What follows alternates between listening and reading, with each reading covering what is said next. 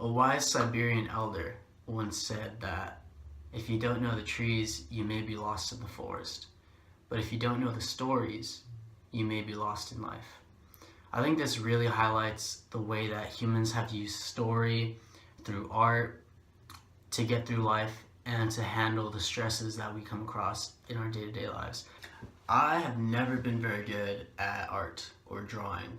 When I try to draw a dog, it turns into a Wiener Schnitzel sausage with some legs. Every time I try to draw a cloud, it looks like a cotton ball.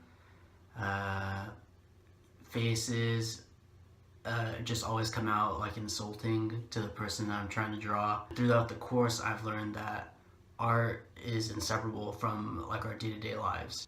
One of the reasons that I think art is so ingrained in our society is because it tells a story. We're hardwired for stories. We usually think of stories as told through language, but art itself is a language. It has formal elements that it can use to get ideas across, to convey meaning. Have you ever had a dream that you were falling and then you suddenly hit the ground and you gasped for air and woke up?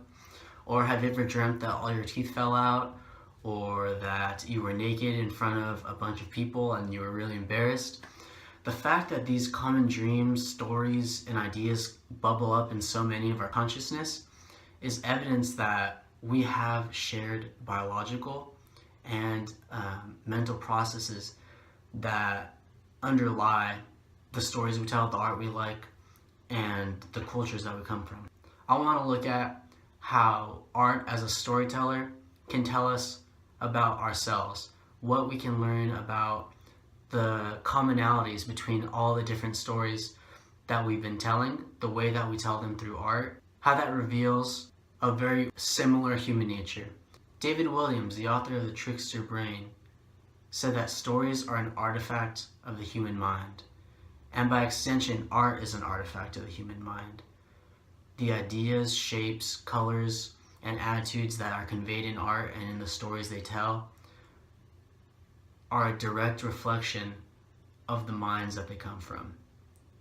Mark Sainsbury O'Donnell, the author of Pictorial Narrative in Greek Art, said that poet and artist both draw upon the same collective consciousness, and that this explains the commonality of a lot of these stories. In his book, The Pictorial Narrative in Greek Art, Sainsbury O'Donnell explains 3 narrative schemes used in Greek art and in art today.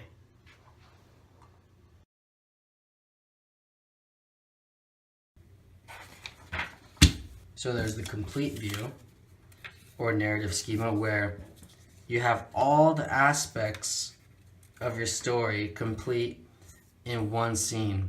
So maybe there's a story where there's a wolf coyote who wakes up every morning and he still is shouting for the moon because he misses him.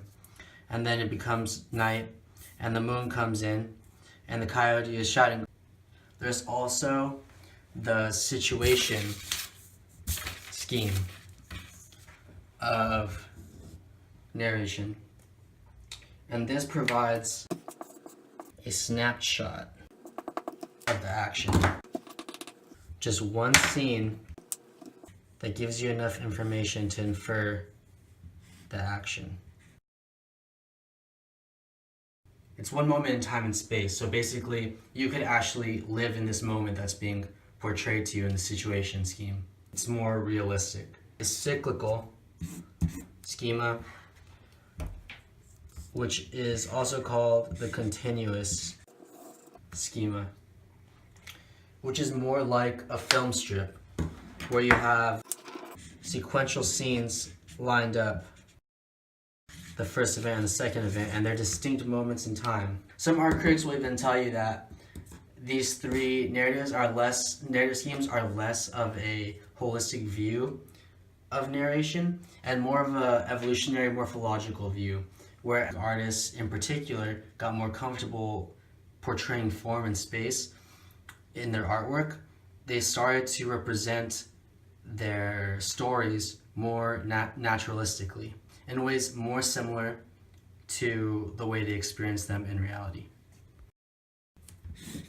There are 4 functions of story: nucleus, the catalyst, the informant,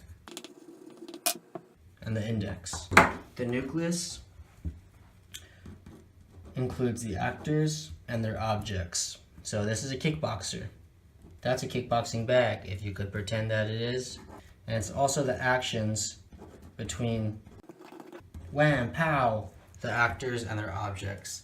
The catalyst is that logical connection between the actor and its object. Obviously, this man is a kickboxer. Obviously, that's a punching bag. The catalyst is the relationship. So it's kickboxers love, they really love punching bags. They love to kick stuff, right? And that's part of the story. The informant makes it obvious what's happening. So why is he punching stuff? Maybe an informant could be like a dark, cold alleyway, would tell you like a lot about the scene. That implies meaning that you wouldn't otherwise have if it was just the actors and the objects. Maybe it's a title. Maybe it says Jim, and that makes logical sense that he's punching and kicking his punching bag in a kickboxing gym. It could also be objects that make it obvious, right? So if you had on boxing gloves, you would not even doubt that he's a kickboxer or a boxer or a fighter of some kind. It would give meaning to it. Or even if you had on like a signature pair of boxing briefs or a gold medal, right? Maybe it's WWE. It adds meaning to the scene and it helps tell the story. The index ties nuclei together. So it might tell you the larger context. So maybe an index would be like some evidence of like legacy or of interrelation to other fights. So maybe you could have a boxer posing in the same way as Muhammad Ali, and that would imply that he is aspiring to be like the best in the world. And it adds deeper meaning because we know the story of Muhammad Ali. So for an index, we'll draw mystery. And we'll just write legacy, right? Legacy for index. Because it's the legacy and the heritage of past stories that lend their meaning to the current story. The open-endedness of the nuclei in the art story. Similar to like a movie or a book or any other traditional linguistic story that you probably have heard, there has to be a moment where you don't know what will happen. In a movie, it might be, oh, I don't know if he's going to get the girl, even though it's pretty obvious that they're going to end up together.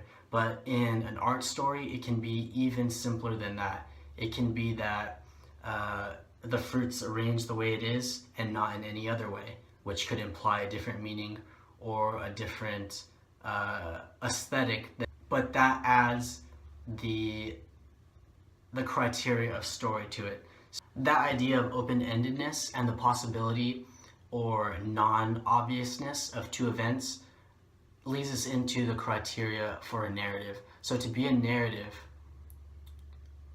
the events represented have to imply at least two realities. So in the kickboxing example, you're going from a reality where you're not doing anything, you're standing with kickboxing clothes on, to the reality where you kick the kicking bag or the punching bag, and now there's a new reality. You've changed the plot, so to speak, and you've made an effect on your situation. The second component of that criteria is that those events have to be separated in time.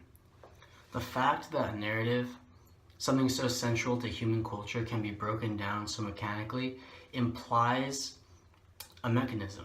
So in humans, a great perspective to take is the evolutionary psychology and the information processing perspective. That breaks down the required skills to tell and understand stories into functions. But basically, the fact that there is a catalyst, there's a nucleus, there's an informant, that means that our brains are looking for things that imply the narrative scheme. We're constantly looking out for stories. That's why when we're trying to learn something, turning it into a story often helps us because it activates more skilled parts of our brain that are more adept at handling stories than just raw information. If our stories come from biological phenomenon and processes in our brains, then it should come as no surprise that different cultures and societies tell very similar stories, because as humans, we have very similar biology. We're one species. Just as our DNA distinguishes us from other animals, and just as our DNA is an indicator that we are the same species, language, in that same way, storytelling, and storytelling through art specifically, demonstrates our similarity as a species. More than that, the stories we tell seem to be remarkably similar. We have stories and fables to teach us wisdom in all cultures. This mythology expressed richly in the art and art stories left to us by Greek and Roman civilizations, by Egyptian civilizations, by various cultures in the Mesopotamian region, and by various cultures, signify that there's a common shared experience. So I encourage you to keep asking questions about what the stories we tell mean about us.